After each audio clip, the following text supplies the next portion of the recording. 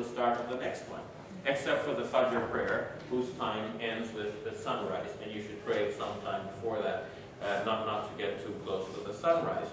So there's a practical element. If you think of the midday prayer then, so it could be offered any time from midday up until the late afternoon prayer. So you have something like a 2 or 3 hour gap right there, and in the summer months even a longer gap. So you can easily find that your prayer will fit in between 2 classes, within a coffee break at work, or sometimes after work, or something like this. Now, if you think of the 5 times daily prayer then you pray one in the morning, one at midday when people might normally break for lunch, one in the afternoon when people might break for tea, one in the late afternoon, one after sunset, because that would be the late afternoon when people break for tea, one after sunset, that would be when classes are done or work is over, and one finally at night when everything else is done, you've had your dinner, you're ready to go to sleep, and before you go to sleep, the one last thing you want to do is remember your Creator. So you see, it gives you a sense of harmony throughout the day, and there is that practical side to it. If one is not able to stand in prayer, one is allowed to sit. And if one is not allowed to sit, one can pray lying down. If one is not able to sit, one can pray lying down.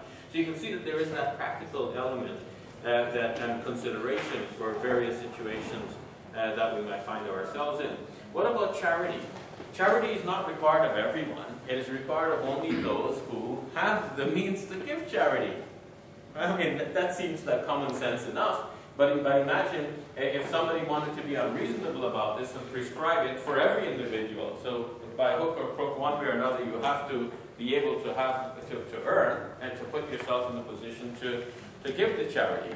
But it is not like that. It is a requirement from those who can't afford it. And the Hajj in this respect is especially illustrative of this practical element, because by definition the Hajj is only required of those who can afford the journey, both physically and financially, who can manage physically to make the journey and can afford financially to sponsor himself or herself. Only then that person is required, and provided that the way to the pilgrimage is safe. So you can see that the practical element is actually built in right there into the definition. And fasting as well is only required for those who can actually do it. If children, the elderly, somebody who is sick, do not have to fast at the time. If one is sick, one can, instead of fasting, and should, instead of fasting, feed a poor person for each day of the fast. Or if one expects to get better, then one would delay the fast until a day when one is well enough to fast. So you can see that there is that practical element. But I want to move on and talk a little bit about one's personal life as well, and how Islam informs that the personal demeanor of a person. We all have our own private moments. So what does one do in one's private moments? All of that is under the ambit of worship of God. It's not just simply praying in a mosque and going home and then doing whatever we like, but for every wakeful moment, we have a range of legal statuses for the various actions we may do. It may range between, on the one hand, obligatory, and on the other hand, entirely prohibited. And somewhere in between, you might have things which are indifferent in terms of the Islamic law. And in fact, many things fall in that indifferent sort of range. But there are obligations, things that we must do. And then there are prohibitions, things that we cannot do. Now, if we think of personal hygiene comes under the obligatory legal status. And there are specific regulations to ensure that a Muslim cannot continue to be fully Muslim if he's not practicing personal hygiene. Think about the fact that the Islamic law actually prescribes that a person must have a bath under certain circumstances. For example, after sexual activity, or on a Friday, in preparation for the Friday prayers. That means that we have the abundance of water and so on, and taking a bath seems commonplace. Hardly do we need anyone to tell us that we need to take a bath. But some people may not, despite the availability of such facilities. And what about where such facilities are not so readily available, and people may become more relaxed in terms of personal hygiene because they're not so accustomed to the availability of water, for example. So even then, the Islamic faith instills in them that sense of personal hygiene, so they must practice personal hygiene. So some of the items of personal hygiene may not be necessarily fard, but they might be highly recommended. It might be sunnah. Think of brushing one's teeth, for example. So one might think, okay, if I have time, I brush my teeth in the morning. If I don't have time, I brush out to classes. But if a Muslim takes the time to brush his or her teeth, that is considered an act of sunnah, a highly rewardable act, an act that falls within the scope of religion. A Muslim is being religious by brushing one's teeth in the morning. See?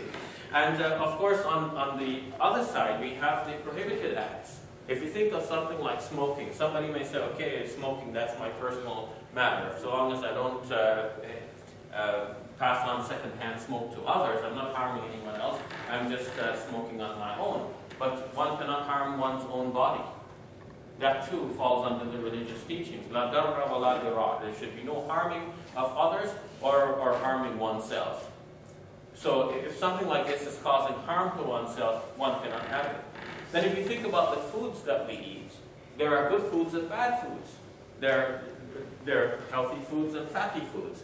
So when a Muslim actually eats what is good, he's following the Quranic dictate that he should eat that which is halal and tayyiba, that which is permissible and good.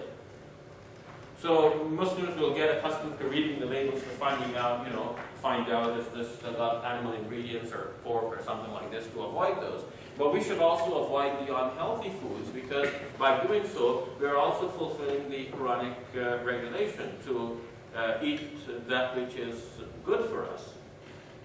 So you see how even in one's personal life, there are regulations that govern our affairs.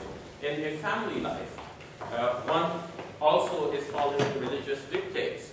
It's not just simply in a broad way one thinks, okay, I'm going to have a family, I'm going to be fruitful, and I'll multiply for the sake of the Lord. But in terms of choosing one spouse, one also has to bring into mind the religious principles. I want to find a spouse that will be suitable for me and that will be helping me to have a greater sense of religious connection with my Lord and with the things of the afterlife. Someone who will help me to bring up my children in a way that is pleasing to God. So one already starts doing that. The marriage will be conducted in a way that reflects this, the fact of our belief, that we believe that God is the sole authority over all of our affairs. The way in which one would approach one's spouse is also governed in the Islamic teachings. There are good ways and there are bad ways. There are good actions and there are bad actions. There are permissible actions and impermissible. And if one did not have this kind of regulations, one doesn't know where to stop in one's private activities. But there are regulations that are spelled out. Much more is left to the human conscience. But some of the regulations already give you a sense of where this is going. There is a sense that that propels you towards that which is good and keep you away from that which is foul.